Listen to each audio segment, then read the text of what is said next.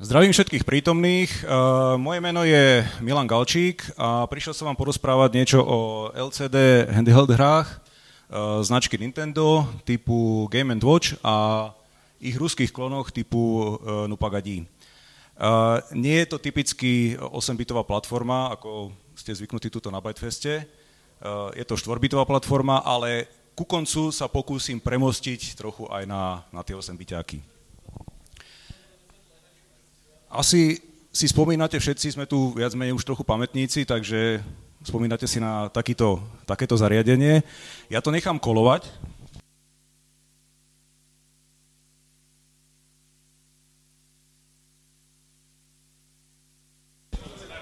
Asi by bolo fajn, keby sa mi to na konci vrátilo, ale tak keby náhodou niekto si chcel, to uvidíme, no.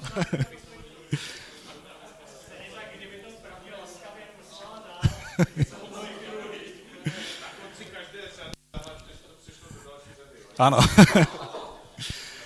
Takže, takýto by mal byť scenár toho môjho príspevku. Mali by sme si povedať, že o aké hry ide, trochu popísať ten hardware, na akom to bežalo, to bude veľmi jednoduché. Potom niečo porozprávať o ruských klonoch tých hier. Potom by som si dovolil príspevok trochu z nejakej vlastnej činnosti, to je výroba vlastného LCD displeja.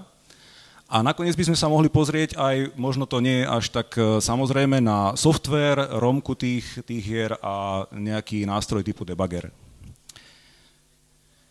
Takže, najskôr trochu z histórie. Autor myšlienky, Japonec, Gunpei Yokoi, cestoval vlakom a videl cestujúceho, ako sa znudí, len tak hrá na kalkulačke. A napadlo mu, že by bolo dobré vyrobiť nejakú hru podobného typu, mala by LCD display, mala by nejaké tlačítka a mala by nejaký význam tá hra, bolo by treba niečo dosiahnuť.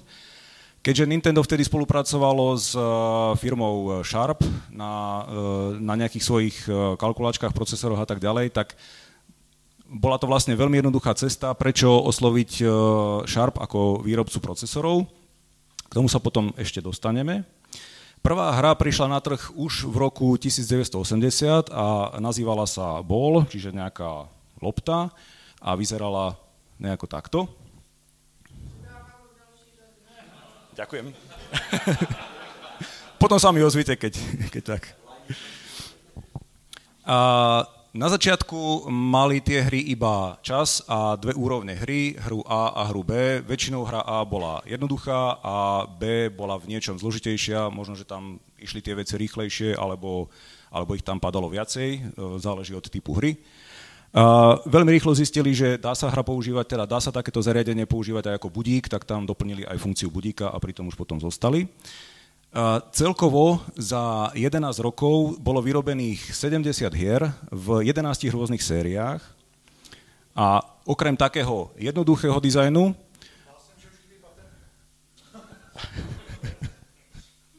uvidíme, kam to dospeje na konci.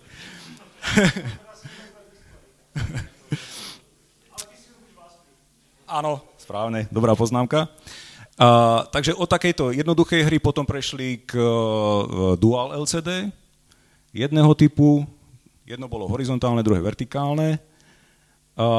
Potom to boli také väčšie krabičky, aj s takým čímsi ako joystickom. Potom toto napravo to zobrazovali tak, že vlastne tuto z vrchu svietilo svetlo, tu bol displej, na ktorý ste sa vy priamo nepozerali a ten obraz sa premietal cez túto priesvitnú časť dole na zrkadlo, takže toto, čo ste vy videli, tak to bolo vlastne obraz na zrkadle. Áno, bolo to farebné, ale farby boli robené tak, že ten displej bol negatívny, čiže pozadie bolo čierne, segmenty, ktoré sa zobrazovali, tak boli biele a bola tam ešte daná farebná fólia, cez ktorú sa vlastne robila tá farba. Takže veľmi šikovné, ale zároveň veľmi účinné. Pardon? Gradient, asi to myslíš. Na tých miestach, kde sa mali zobrazovať, čo ja viem, tieto modré číslice, tak tam bola modrá na tej fólii. Tak. No a ku koncu už to vyzeralo takto tie hry, dokonca mali aj nejaké externé ovládače. všetky hry predtým mali ovládače túto na sebe, ale tieto boli dokonca pre 2 hráčov, takže týmto asi zakončili celú tú sériu. A posledná hra vznikla v roku 1991, takže celá tá história trvala 11 rokov a hra sa volala pre zaujímavosť Mario the Juggler a vyzerala asi nejako takto. Znova sa vrátili k tomu pôvodnému dizajnu, s ktorým začali, tak s tým aj skončili. No, zaujímavosťou je, že v roku 2023, čiže minulý rok, sa objavila len tak z ničoho nič hra Tetris, dokonca mala aj nejaké kódové označenie TR66 a objavila sa iba vo forme videa na YouTube. Nikto iný ju nikdy nevidel, iba nejaký Japonec ju niekde hral, to vyzeralo jak v staničnom bufete niekde, vôbec to nebolo nejako inak zdokumentované. Nie sú o tom vlastne žiadne informácie a čo som čítal, tak Nintendo o tom tiež nie je ochotné pustiť žiadnu oficiálnu informáciu. Hej. Ide údajne o prototyp, ktorý sa nikdy nedostal do sériovej výroby, pretože vtedy už mali Game Boya a vlastne tento Tetris usúdili, ale to sú len domnienky, usúdili, že by teda nebol úspešný, tak preto to nejako zastavili a ďalej v tom nepokračovali. Ale keďže Nintendo o tom oficiálne informácie nepúšťa, tak niektorí tomu neveria a myslia si, že ide o súčasný výrobok, ktorý niekto len tak z dlhej chvíle, mám veľa peňazí a nudím sa a chcem trochu zaujať, tak urobil túto hru, urobil to v jednom exemplári, lebo naozaj viacej ich nie je a teda pustil to do sveta a ľudia sa bavia. Hádajú, čo to mohlo byť. Takže vyzeralo to asi takto. Toto je záber z toho videa, na ktorom to bolo predstavené. Súčasťou toho videa bolo aj rozobratie zadnej strany a takto to vlastne vyzerá tá doska zo zadnej strany. Veľmi sa to podobá na to, ako naozaj tie hry vyzerali. Ešte aj túto tie také cuplíky, z ktorých sa to vlastne, keď sa to strihalo, tak tam zostávali. Ešte aj tie vyzerajú byť autentické. Takže naozaj veľa indícií hovorí o tom, že tá hra je originálna. Ale stále sa nevie prečo, je iba tento jeden typ známy. Pretože na to, aby ste túto hru vyrobili, aj tam tie 2 LCDčka, tak predsa nechcete to robiť v jednom exemplári, ale spravíte to rovno napríklad v 100 kusoch. Hej? Takže kde sú tie ostatné, kto vie. Ono aj tú hru musel niekto naprogramovať. Takže prečo je známy iba jeden kus, to nevieme. Ďakujem. No a tuto sa niekto pokusil urobiť z toho videa grafiku, čiže takto nejako by tá hra mala vyzerať, keby sme ju teda videli naživo. Vyzerá to pomerne komplexne, no škoda, že sa to nedostalo už potom bežne medzi ľudí. Trochu k hardveru. Hardware vlastne tvorí táto jedna doska, na ktorej v strede je čip od Sharpu, ako som už spomínal. Sú tam nejaké dodatočné, jednoduché súčiastky, tu sú ovládacie prvky a toto sú pady na LCD display a to je vlastne celé. Tak ako som už hovoril, boli tam osadené mikrokontroléry firmy Sharp, konkrétne týchto sérií. Ďalej tam bol monochromatický LCD display s pevne definovanými segmentmi, to znamená, že tam nebol dot matrix, ale to, čo sa malo vykresliť, tak to tam naozaj bolo a nejako inak sa s tým obrázkom nedalo hýbať. Potom tam bol nejaký 32-kilový rezonátor, tento bzučiak, repráčik, nazvime to, a fungovalo to na 2 1,5 V batériách. Tie mikrokontroléry Sharp teda boli 4-bitové, obsahovali nejakú 8-bitovú rámku, okolo 2 až 4 KB. Potom pracovali so 4 bitmi v RAM políčkach. Na SM5, čo bol ten najjednoduchší typ toho procesora, tak ich bolo 65 alebo až 96 tých polbajtov, teda tých 4 bitov. 4 jednobitové vstupy to malo iba a v závislosti od toho typu 4 až 8 jednobitových výstupov. No a potom ešte samozrejmosťou bol riadiaci obvod na LCD s množstvom výstupov, ako sme videli na tej doske pred chvíľou. Typy SM511 a SM512 majú už integrovaný aj generátor melódií, totižto na tejto hre konkrétne, tak to je ešte založené na SM5, kde sa zvuky vyrábali tým, že hlavný procesor posielal nejaké impulzy jednobitové na ten repráčik, kdežto SM511 a 512, tak tam už bola inštrukcia na to, že zahraj mi nejakú melódiu, ktorá bola v 256-bajtovej romke a už sa o to potom staral samostatný obvod. Veľmi krátko, veľmi stručne o tej zobrazovacej jednotke. Takže bol to displej z tekutých kryštálov, konkrétne technológia Twisted Nematic bola najčastejšia a najlacnejšia. Takže všetky tie zariadenia z tej doby, ktoré poznáme, tak fungovali na tomto. Jednak využíva sa schopnosť tekutých kryštálov, čo je teda nejaká špeciálna zlúčenina chemická, neviem presne aká, otáčať polarizované svetlo a schopnosť meniť svoju štruktúru v elektrickom poli. Veľmi stručne by som to povedal takto, že polarizátorom, ktorý je na začiatku, získate polarizované svetlo, ktoré potom prechádza cez jednu vrstvu skla. Nad ním je ďalšia vrstva skla a medzi tým je tá vrstva tekutých kryštálov. Na konci je potom tiež polarizátor a ešte tam môže byť odrazivá vrstva. Za normálnych okolností, čiže keď nie je privedené napätie do tohto displeja, tak tie tekuté kryštály sú formované tak, že sú vlastne na jednej strane a na druhej strane na seba kolmé a takto postupne sa vyformujú sami od seba. Kdežto keď tam privediete elektrické napätie, tak oni sa zoradia a ešte, tu som zabudol povedať, tým, že toto je kolmé a polarizované svetlo teda je iba v jednej rovine, tak vlastne tuto, no nechcem sa zamotať, ja vám to potom ukážem. Dobre? Ide o to, že teda keď sú tie kryštály relaxované, tak prepúšťajú svetlo, otáčajú ho, kdežto tuto, keď sa zrovnajú do jednej roviny, tak tým, že tieto dve roviny sú na seba kolmé, tak svetlo neprepustia, pretože nie sú takto natočené a na konci my to vidíme ako čierny segment na tom displeji. Hej. To, že to má dve svetlá, k tomu sa ešte vrátime o chvíľku. Dve sklá. S doskou plošných spojov je displej prepojený cez tzv. Zebra konektor. Tuto vidíte tak schematicky, že toto je doska plošných spojov, tuto hore je LCD displej a toto je ten Zebra konektor, čo je vlastne veľmi nahusto nasekaná vodivá a nevodivá vrstva.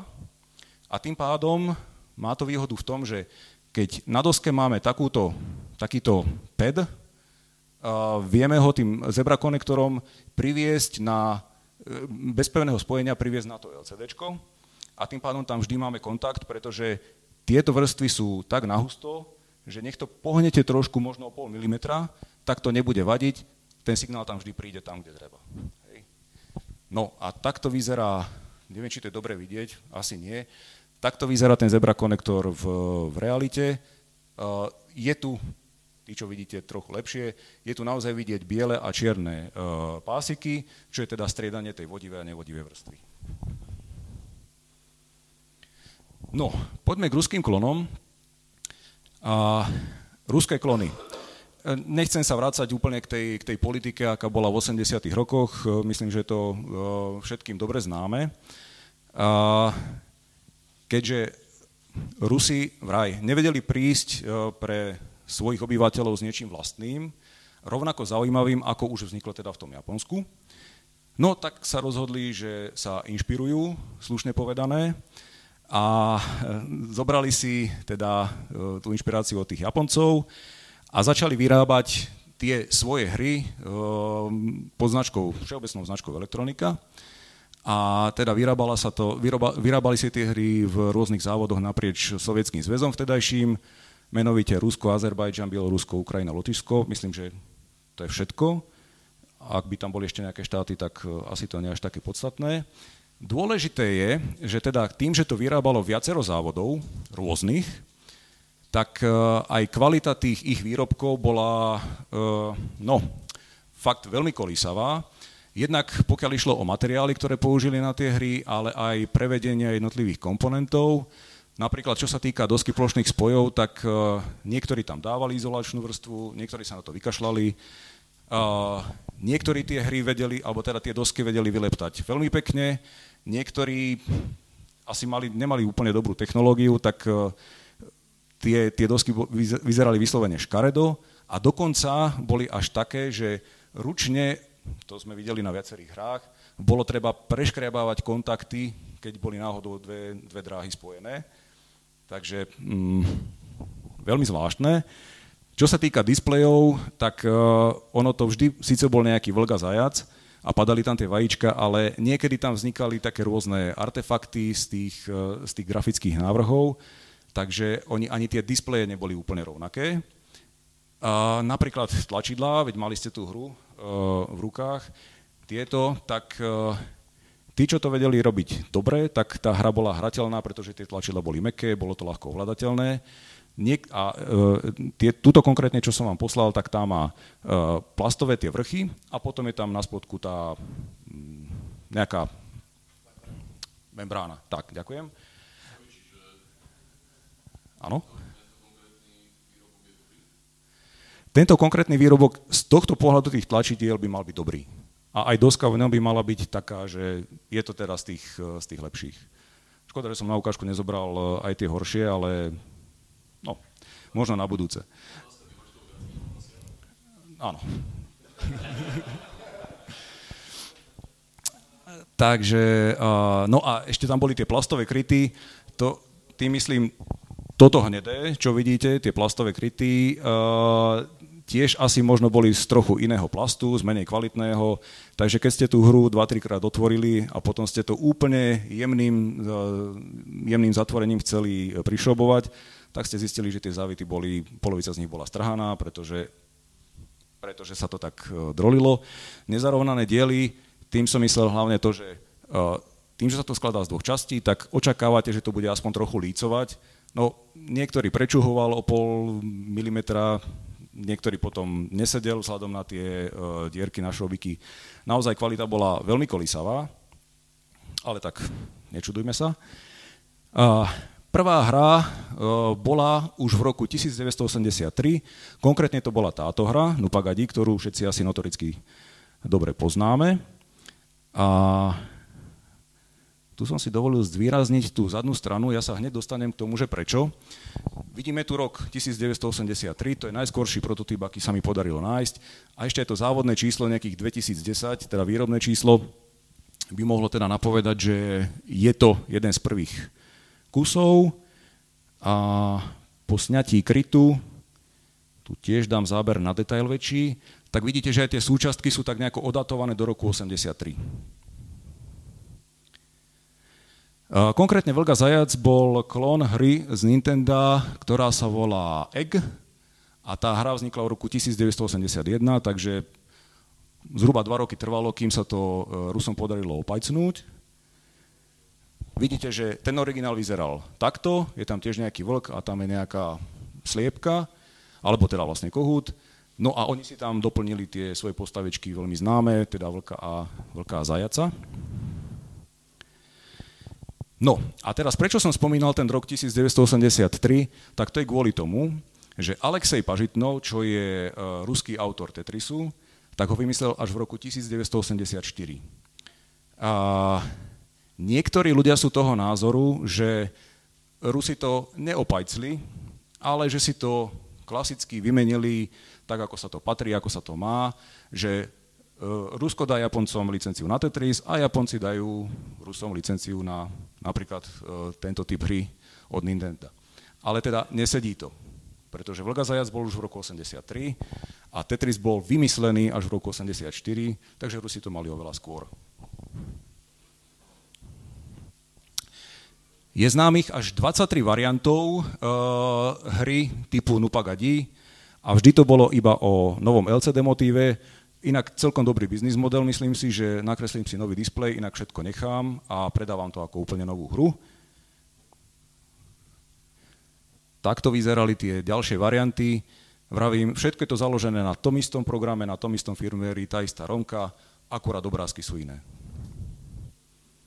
Je to aj celkom dobrý zberateľský artikel, Niekto chce mať toto všetko, pričom naozaj práca za tým je prakticky minimálna, lebo urobiť nejaký grafický návrh LCD displeja je pomerne jednoduché, kdežto vymyslieť novú hru a ju zrealizovať, treba ju odladiť a tak ďalej, tak niečo trvá.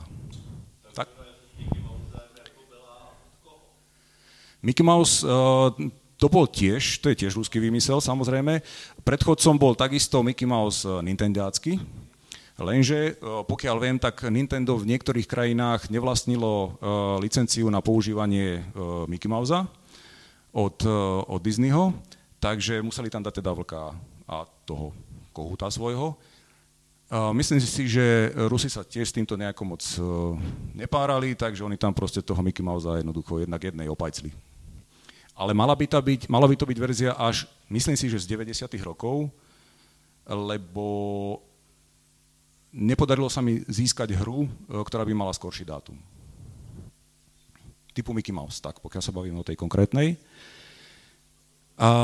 No a potom ešte, samozrejme, keď je niečo úspešné, tak to kopírujeme do nemoty, tak ešte v roku 1998, čo už naozaj asi nikto s tou hrou nechcel mať nič spoločné, tá éra už proste bola preč, ale vtedy v 90. rokoch bežala na ruských televíziách pomerne populárna televízna show, sa volala Pole čudes, a teda, ako vieme, tak vyrobiť nový displej je jednoduché.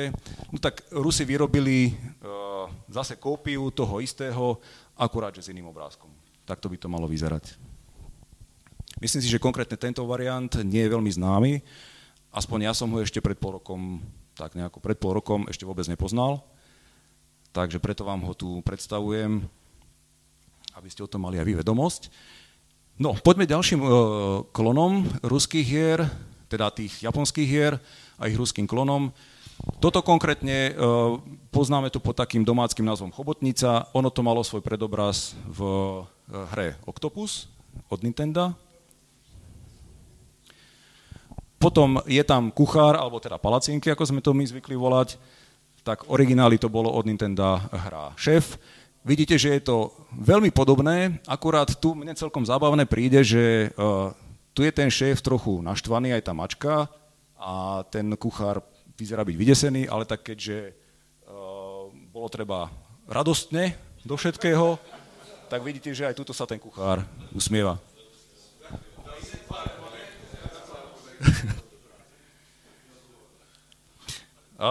Ďalší klon, a tam už potom ale to už sa blížime teda k záveru tých klonov konkrétne. Ďalší klon bol táto hra, Kozmičeský most sa to volalo, a tam mala predobraz v hre Fire. Tam si napríklad tiež veľa práce nedali, keď si všimnete, že ako nejako pomeniť tie postavičky, lebo tá figurka, čo tam padá, stačilo jej dodať taký kruhový niečo s antenkou a už z toho bol kozmonaut. Hej? Ale inak to vyzerá, vidíte, že takisto.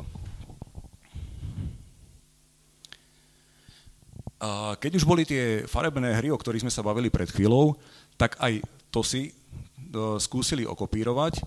Konkrétne táto hra sa volala Winnie Puch, alebo teda Medvídek Pu, a jej predobraz bol v Donkey Kong Jr. Vidíte, že zvládli aj tú technológiu tej farebnosti. A jedna z posledných hier, ktorá teda sa snažila byť okopírovaná, ale to už bolo dosť neskoro, takže zistili, že to nemalo zmysel, toto bolo niekedy v roku 91, mám pocit, tak bola hra, z ktorej je známy iba takýto draft LCD displeja, ale naozaj živý displej, aspoň ja som nevidel, ani moji známi sa k nemu nejako nedostali. Takže toto je len skica v nejakom časopise a originál bol Mario's Cement Factory. A k tejto hre sa ešte dostaneme trochu neskôr. Ako vidíte, znova nebolo treba veľa meniť. Tuto zmeníme game A, game B na igra A, igra B, DPPP, čo je vlastne AMPM, a inak všetko môžeme nechať.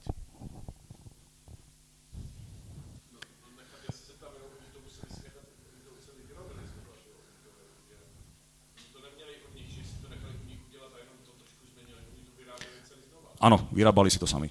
Tak.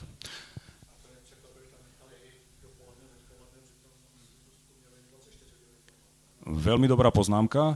No im sa moc nechcelo meniť ten program, tú romku, a keďže Japonci to mali AMPM, čiže dopoludňa, popoludní, tak nebudeme to prerábať, dáme tam DPPP, čo sa vlastne nepoužíva. Bežne v ruštine to je do paľudnia a posle paľudnia. Áno.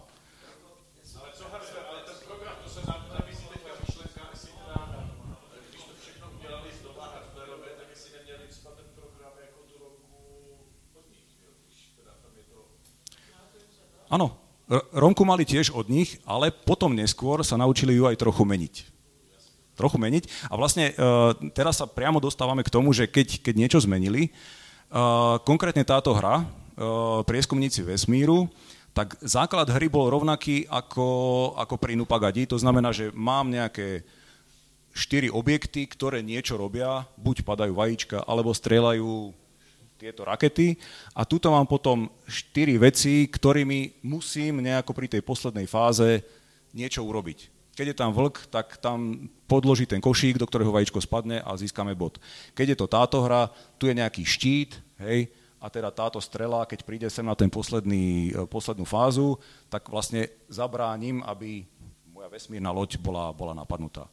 Ale princíp hry je teda stále ten istý.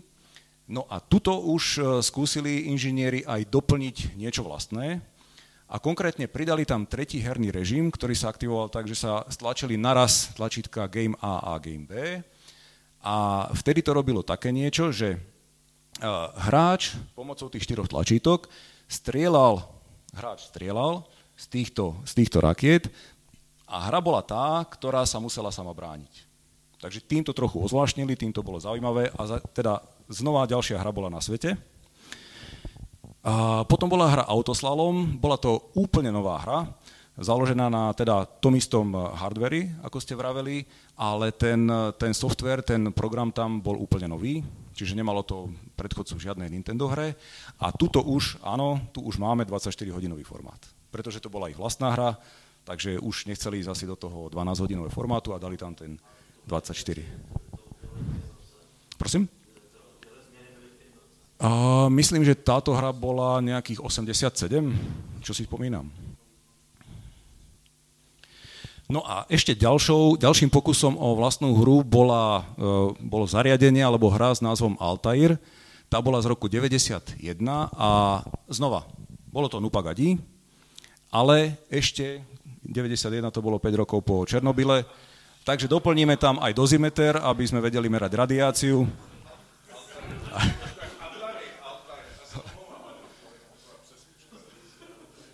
No a aby to vedelo utiahnuť aj ten dozimeter, tak tam nedávali 2 1,5 V batérie, ale 4 1,2 V batérie.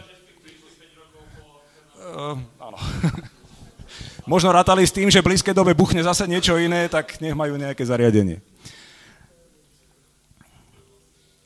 No a toto bol teda jeden z posledných pokusov o vlastný software, založený na tom istom hardveri. Je to akýsi vyučujúci matematiky, bolo to vhodné pre deti, kde teda tuto hra napísala nejaký vzorec, tuto dala 4 typy na výsledok a hráčovi teda jeho úlohou bolo ukázať jedným z tých tlačítok na ten výsledok, ktorý je správny. Vie sa o tom, že táto hra mala chyby v programe, takže niekedy proste... Neviem, či dala... Či zlý výsledok asi uznala ako dobrý, alebo aj dobrý výsledok neuznala ako dobrý, to si už nepamätám, ale teda vie sa o tom, že mala chyby.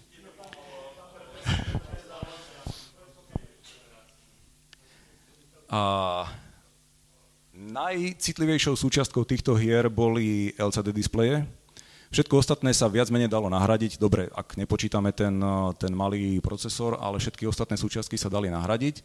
Či už tlačítka, alebo zebra konektory, alebo prakticky čokoľvek. Ale čo bolo najcitlivejšie a čo sa najviac kazilo, boli tie LCD displeje.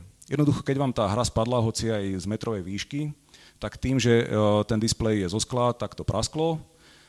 Najlepšie na takom mieste, niekde v rohu, a tie miesta obsahovali také kontakty, že vám potom štvrťka alebo polka displeja nefungovala a teda hra bola nehrateľná. Ešte navyše sa tam mohlo objaviť, sa to volá, že bleed, teda také, jak to nazvať, krvácanie alebo taká čierna machula, to ste asi tiež už videli, a proste tá hra sa tým pádom prakticky stala nehrateľná. Tak keďže som takých kusov mal viacej, tak ja už neviem, čo ma k tomu viedlo, bolo to naozaj dávno, skoro 10 rokov, že si teda nakreslím vlastný displej a dám si ho vyrobiť. A vychádzal som teda z toho, že ten displej má mať takéto segmenty, a čiže bolo treba to nejako nakresliť ručne. Nechcem si spomínať, že koľko mi trvalo, kým som sa vlastne dostal do takéhoto stavu, že to už bolo ako tak priateľné a dateľné do výroby. A tuto len trochu taká možno technologická zaujímavosť. Keď sa vrátim k tomu, ako som hovoril o LCD displejoch, že tam vlastne sa to skladá z dvoch skiel, tak na každom z tých skiel sú vodivé dráhy. A keď teda aplikujete tam nejaké elektrické napätie medzi tými dvomi miestami, tými dvomi sklami, tak tam, kde sa tie vodivé dráhy pretnú, tam vytvoria ten segment. Hej. Takže toto je konkrétne obrázok zo spodnej strany toho displeja, čiže tuto sa privedie, toto je vlastne kontakt a všetko, čo vidíte hnedé, tak to je akoby, to je jeden kontakt, hej, že privediete elektrinu sem a ono sa to dostane aj sem, na všetky tieto veci, ktoré sú jednou farbou. Tuto z nejakého dôvodu nebolo možné urobiť pretnutie medzi týmito dvomi hnedými farbami, ale oni sú vlastne rovnaké, teda sú napájané jedným signálom a rovnaké aj tieto šedé. Hej. Takže to sa inak volá, odborne sa to volá Common Backplanes. A to je teda na tej spodnej strane displeja. A na vrchnom skle, tak tam sú zase takéto kontakty. Čiže vidíte, že tuto sú tie hnedé a šedé, čo sú tie common, a toto sú už kontakty priamo na tie segmenty. A tam, kde sa to pretne, myslím, že to bude dobre vidieť z ďalšieho obrázku, tak tam, kde sa to pretne, tak tam bude svietiť ten konkrétny segment. Čiže táto čiara nebude svietiť nikdy, ani táto čiara nebude svietiť nikdy, ale keďže sa pretnú v tomto mieste, ak je tá postavička, tak tá svietiť bude. Áno, tak. No a potom sa to teda zadalo do výroby a toto je niečo, ako nazvieme to, technická špecifikácia už toho samotného displeja. Keby niekto išiel robiť niečo podobné v budúcnosti, tak to bude vyzerať zhruba takto, že musíte to okotovať, musíte tam uviesť pár základných vlastností toho displeja a teda dá sa to vyrobiť. A väčšinou chcú, aby človek minimálne množstvo zobral 1000 kusov. Mne sa podarilo nájsť firmu, ktorá bola ochotná ísť aj na menej, takže u tej som to potom nechal zrealizovať. 100. To si nepamätám. Radšej.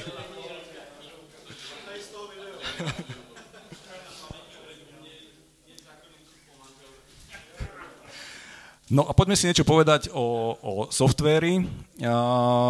Totižto všetky tieto hry, tieto zariadenia, tak samozrejme musia bežať na nejakom programe, na nejakom kóde, ktorý je teda v tom danom čipe. Tak nejaké múdre hlavy prišli na to, že konkrétne z týchto 4 šarpových typov procesora, ktoré som spomínal pred chvíľou, čiže tie SM5A, 510, 511 a 512, sa dá nejakým spôsobom prečítať obsah romky, čo teda pôvodne bolo, tipujeme, že to bol pôvodný zámer, že ako otestovať u výrobcu, že či tá hra obsahuje správnu romku, a nejako ďalej to potom nebolo dokumentované. Sú nejaké 2 piny na tom čipe, ktoré v datasheetoch sa píše, že sú testovacie a nič viac k tomu sa nedozviete. Ale teda, vravím, niekto múdry prišiel na to, že ako tie testovacie piny nabudiť tak, aby na nejakých iných pinoch, čo potom sa ukázalo, že to je vlastne dátová zbernica tohto typu, sa dajú posielať dáta z tej 8-bitovej romky a teda dajú sa tie čipy prečítať. Čiže vlastne získate ten pôvodný program, ten firmware, na ktorom to bežalo. A tuto trochu odskočím k tomu čipu ešte. Takže spomínal som, že tie hry bežali na týchto 4 typoch čipov a rusko ekvivalenty boli, že SMP-ďačko je KB1013 VK12, čo je vlastne aj v tejto hre, ktorú som dal kolovať. Potom údajne ešte tieto ďalšie 4 typy by mali byť kompatibilné s tým peďáčkom a tuto potom aj tie vyššie rady boli skopírované Rusmi. Nevie sa o tom, že či by aj 512 bola skopírovaná, zatiaľ ešte asi výskum prebieha. A konkrétne tento 1579 XM32, tak sa mi podarilo získať v takejto podobe, nikam nezamontovaný, čiže asi je to z nejakých skladov, nebolo to použité a vyzerá to nejako takto. Mňa zaujal tým, že vlastne nie je to zaliaté v žiadnom blobe, nie je to v žiadnom plaste, ale vidíte priamo ten malý konkrétny čip a prišlo mi to krásne. Toto je predná strana a takto vyzerala teda zadná strana toho čipu. No a toto je tiež veľmi zaujímavá vec, práve taký kontrast, že niekto urobí niečo pôvodné a potom niekto to okopíruje, alebo teda opajcne, tak Japonci si do tých svojich romiek dávali z nejakého dôvodu aj podpisy, alebo teda dali tam názov firmy Nintendo, alebo tam dávali tento reťazec Mitsuru Yoshida, čo sa teda zistilo, že je nejaký japonský spisovateľ a zároveň námorný dôstojník, ktorý zomrel v roku 1979, tak možno, že autori tých firmérov, tých programov ho mali ako nejaký svoj idol a teda ako podpísať ten svoj výtvor, tú svoju romku, tie dáta, tak dali tam potom meno toho spisovateľa. Tak napríklad konkrétne hra Octopus, ktorá bola teda skopírovaná ako hra Chobotnica, ktorú poznáme, alebo Tajný okeána, tak niekde v romke v tých dátach nájdete tam takýto reťazec. Mám tu ešte pár ďalších príkladov. Hra Fire, čiže kozmický most, tak tuto vidíte Yoshida na nejakej adrese a tuto na spodku Nintendo.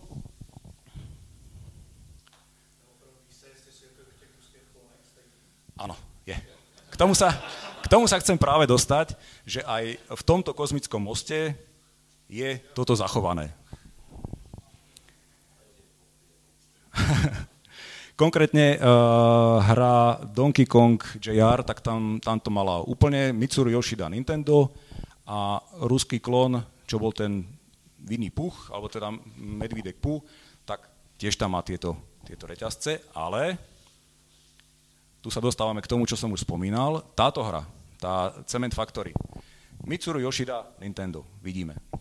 Ale keď sme dumpovali ten procesor, ktorý som vám tu pred chvíľkou ukazoval, ten, čo považujem za krásny, tak keď už to mala byť hra táto, strojka, tak tam sú zrazu nuly.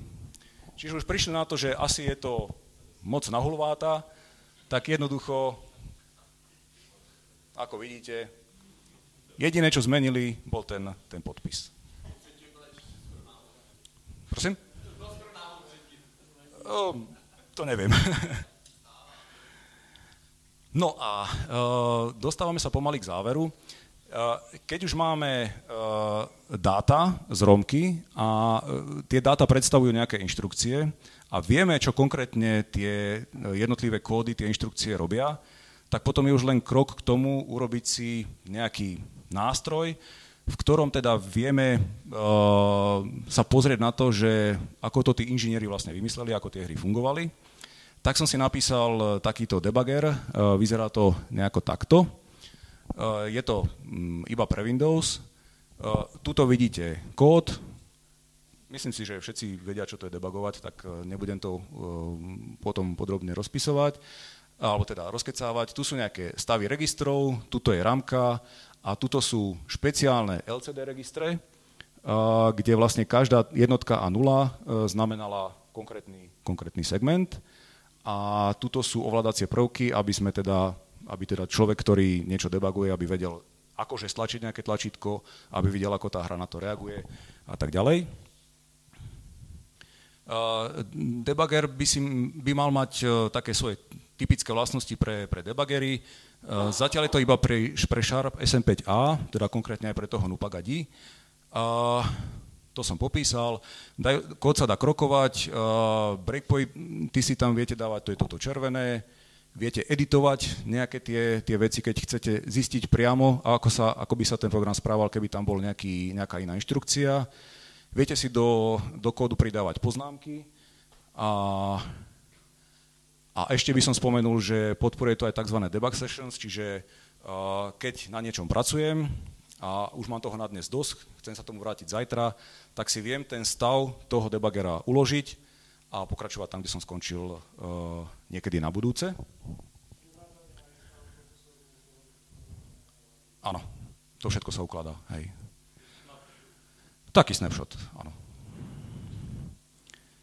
A ešte jednou takou vlastnosťou toho debugera je, že viete si, keď máte ten procesor, ktorý má teda takto tie nožičky, tak toto sú LCD výstupy, ktoré sú zvýraznené. Toto, čo tu je neoštvorčekované, tak to sú vlastne iné riadiace vstupové výstupy, ale nás zaujímali túto konkrétne LCD. Takže tam si viete potom pri prejdení myšou nad konkrétnu nožičku, viete si zobraziť ten daný segment, ktorý tá nožička obsluhuje. A tuto vidíte to, že konkrétne 16, keby tá hra spadla tak nešťastne, že na tom displeji, na tom skle sa ulomí tento roh, tak vlastne všetky tieto segmenty sú zasiahnuté.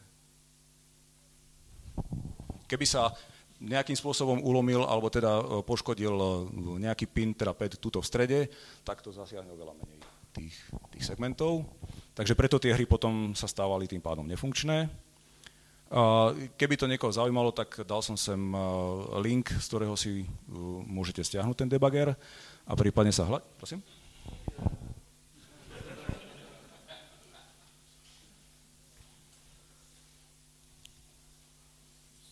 Môžem?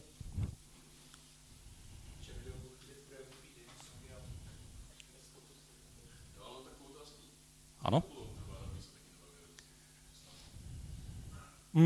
Začal som to niekedy v tuším 2020 a postupne som to vylepšoval, čiže taká prvá verzia bola na svete možno za 2 mesiace a potom sa tam postupne pridávali ďalšie a ďalšie featurey alebo teda novinky.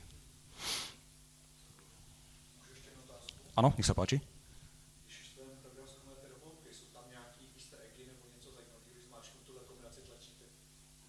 Máte veľmi dobré otázky. Ja by som sa k tomu dostal, ale teda poviem vám opredu, že... No, hneď to bude. Ale teda, keď už má človek taký nástroj, debugger k dispozícii, tak zase mi to nedalo a chcel som vedieť, ako funguje konkrétne tá hra NUPAG-ID, teda samotná tá hra, nie je to, že ako sa počíta čas alebo ako funguje budík, ale ako funguje tá hra, ako nadeluje tie vajíčka postupne a čo s tým treba robiť. Takže potom za dlhých zimných večerov, poslednú zimu, som v tom debuggeri sa snažil prísť na to, ako bola tá hra urobená. A keďže sa mi to, myslím si, že viac menej podarilo, tak som potom aj na tom linku, ktorý som uvádzal pred chvíľou, tak tam nájdete aj algoritmus tejto hry. A toto je to premostenie, ktoré som spomínal na začiatku, že keby mal niekto záujem preportovať si konkrétne túto hru na svoju obľúbenú platformu 8-bitovú, tak vlastne na základe tohto algoritmu to môže veľmi jednoducho urobiť. Sám som si ho. To ten debugger nevie. Hej.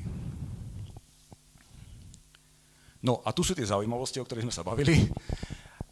Áno, takže dalo sa prísť na to, že pravdepodobne všetky hry tohto typu obsahujú testovací režim, nazvime to nesmrteľnosť, že dokonca aj táto hra, ktorú máme tu, keď správne spojíte, alebo teda pripojíte zem na jeden z pinov toho procesora v správnom čase, tak napríklad konkrétne NUPAG-ID nebude počítať, keď spadne to vajíčko, tak nebude počítať zlé body a môžete ju hrať do nekonečna tým pádom.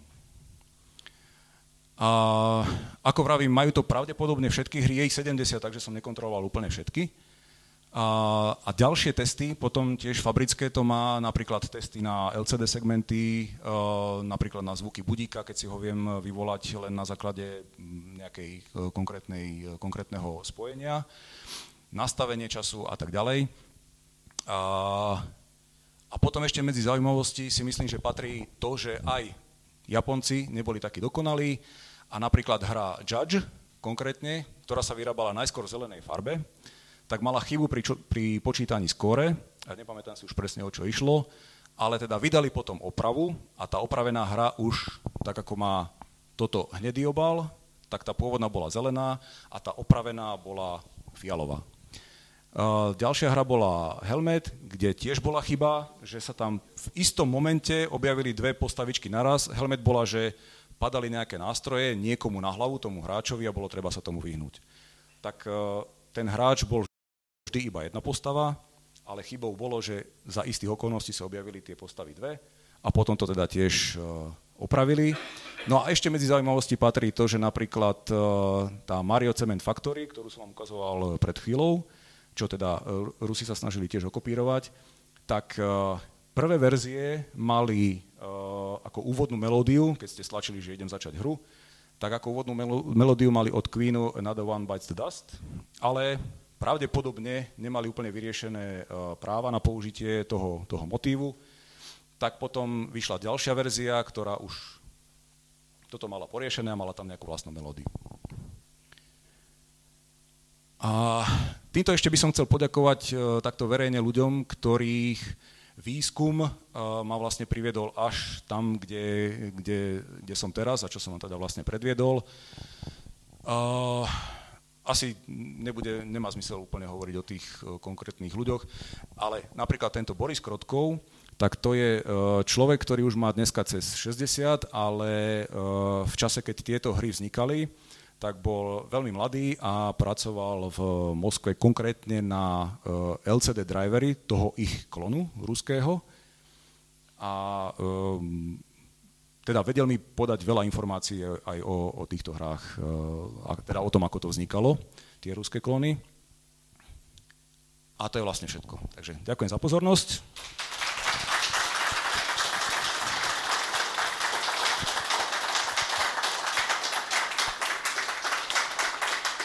A nech sa páči, ak máte nejaké otázky, tak budem rád, keď ich budem vedieť zodpovedať.